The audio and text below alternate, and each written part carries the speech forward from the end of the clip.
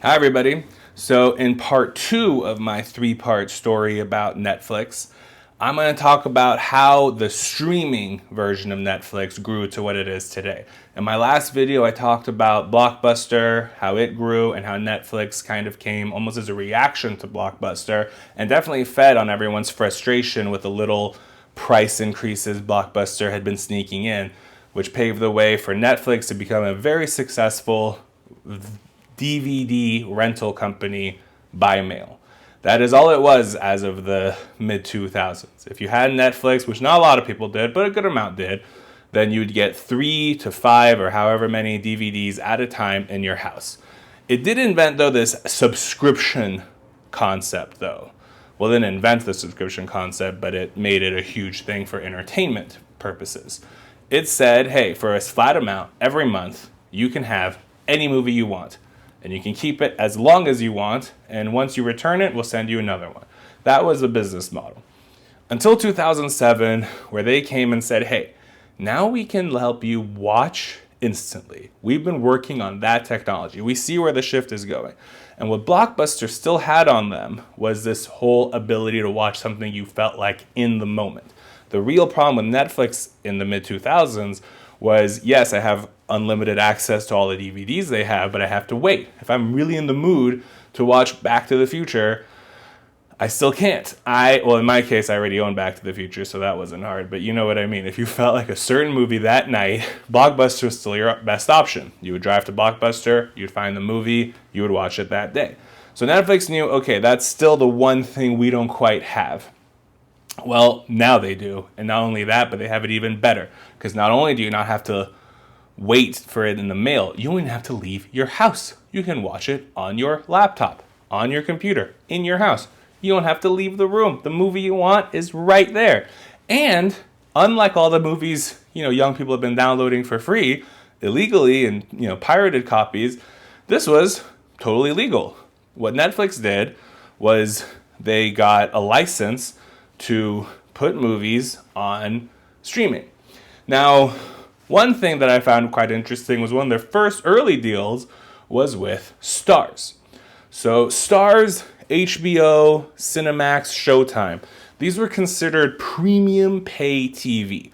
These were things that at the time everyone had a cable subscription, which gave you access to a lot of channels, but then you have to pay extra to subscribe to HBO, Showtime, Starz, etc.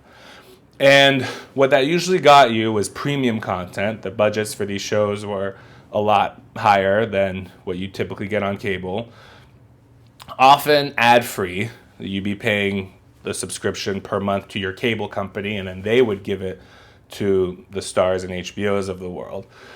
And one cool thing they offered was access to big hit movies. So there's this idea of windowing in entertainment, which is, a movie comes to theaters first, and then it goes usually to hotels and airplanes and things like that.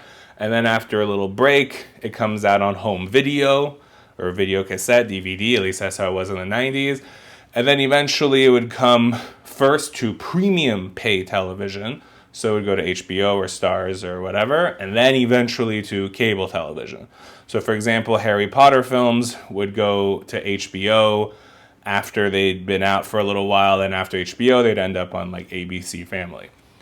And that was the way the system works. So another benefit of paying for these premium networks was that you would get some Hollywood movies earlier than you would when you're watching cable. And you wouldn't have to pay extra because you're already paying the subscription to HBO or Starz. Well, people didn't know what streaming was really back then. It was still kind of new. So Starz was able to say, hey, I have a deal with some of these studios. They're giving me a bunch of their movies. And if you want to give me some extra money, Netflix, you can have some of them too. They would sub-license them. Nowadays, as a studio lawyer, you definitely would not do that.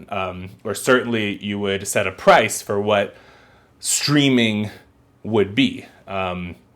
Like in retrospect, ideally the studio lawyers who gave the deal to Starz would say, hey, this is just to have on Starz. You can't give it to some streaming company so that they can play the movies too. But no one knew what streaming was, so they were allowed to do this, and that meant Netflix had about 1,000 movies by 2008 that you could stream. They weren't the best movies, maybe they weren't the newest movies, but they were still radically a new shift in technology where now I don't need a DVD, I don't need a video cassette, I can just use the internet and watch these movies. Well, eventually, stars kind of realized, wait, now I'm kind of helping a possible competitor, and then they eventually pulled out. But by then, Netflix had kind of built some ground. They were changing consumer behavior. People realized, hey, I can, watch my cable, I can buy my DVDs, I can rent my movies, or I can watch them for streaming instantly on Netflix. And then so about 2010, it starts to the studios start to realize that this is kind of a threat to the system we've had in place for a long enough time. And that system made a lot of money. First, movie would come out theatrically. Each person had to pay to see the movie each time they saw it. So, that's a lot of money right there. Then they would get licenses from HBO, from Stars, from the hotels and airplanes and things like that. So that was extra money that was coming in. Then they were selling video cassettes. If you love the movie, you would buy for $20. So bam, there's another source of revenue for this movie.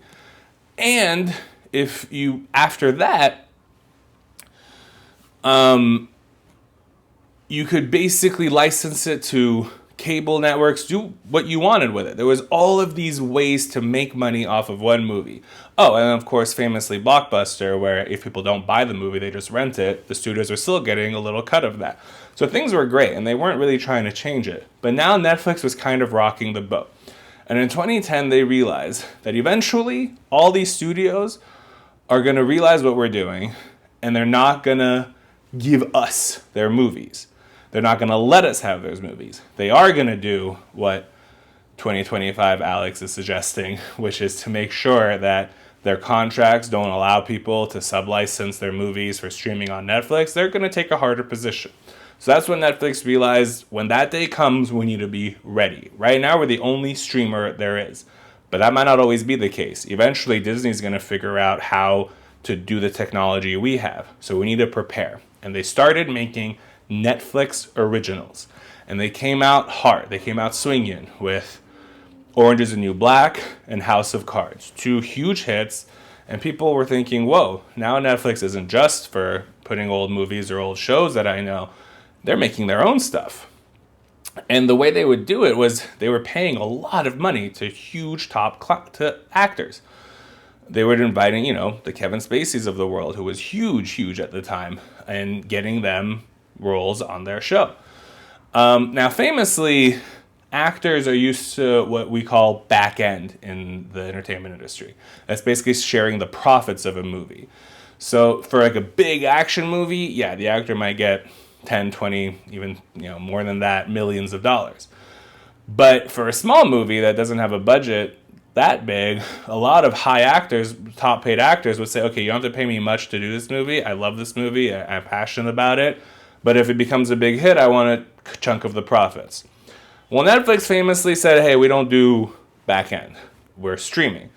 We don't know if people are signing up for one movie or everything. So forget that.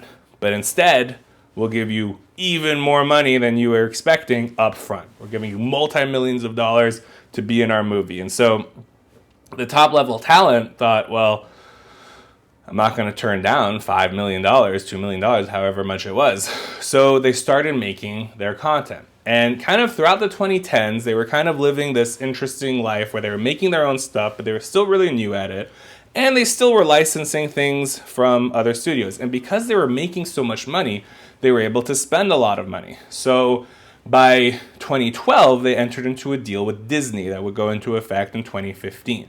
And that was the year I was graduating law school. And I remember this being a huge deal in 2015 that Netflix would become the premium pay window for Disney movies. So what did that mean? That meant that instead of following the usual path of a Disney movie coming out to theaters, then on home video, and eventually on HBO, Stars, or premium pay TV, it would go to Netflix. Netflix had basically kind of moved up in the window process, and now they were getting all Disney films from 2015 to the end of the decade straight to Netflix. So that meant when Coco came out, yes, it has theatrical run, but then instead of going to HBO or Stars, it used to be Stars, now they were going to Netflix. And why did Disney do this? Because Netflix had the money to say, hey, we can give you more than what Stars would give you. And so they benefited from being able to say, hey, if you want to watch something for streaming, we're the only place you can come to. And we've got Disney movies, we've got our own movies, we've got a whole catalog that we're building. Well, this was all to prepare for what would eventually become the streaming wars. And that's what I'll get into in my next video. But by 2019, I kind of picture Netflix has been sitting alone on an island waiting for the great powers of the world to try to come and invade it. It knew that eventually all of these studios would have their own streaming platforms. And the real reason why it was able to enjoy so much time as the only streaming platform was, one, it was kind of creating the consumer behavior. People were still used to saying, oh, well, movies, I gotta go to the movie, or I gotta go to Blockbuster, or I gotta buy it. Or still a lot of people were downloading it for free. So the idea of streaming movies was still pretty new, and Netflix kind of created that idea of, hey, why would you go anywhere? You can just put it on your laptop. We have an app. You can put it on your Apple TV. You can watch things like that. It's kind of created this. And also, all the studios are pretty heavily invested in the old world and kind of the model from the 90s. They loved the idea of, I can make revenue on my movie in the theaters, and then through licensing, and through home video sales, and through home video rentals. This is a good system. They knew eventually Netflix was onto something, and they built the technology to change it, but they were really resistant until they absolutely had to do it. And so eventually that happened. By 2019, it was pretty clear that this is the new consumer behavior.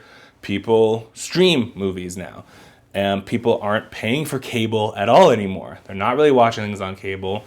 And if they have HBO, well, HBO is now no longer linked to cable. Now that they came up with HBO Go, which now eventually is HBO Max.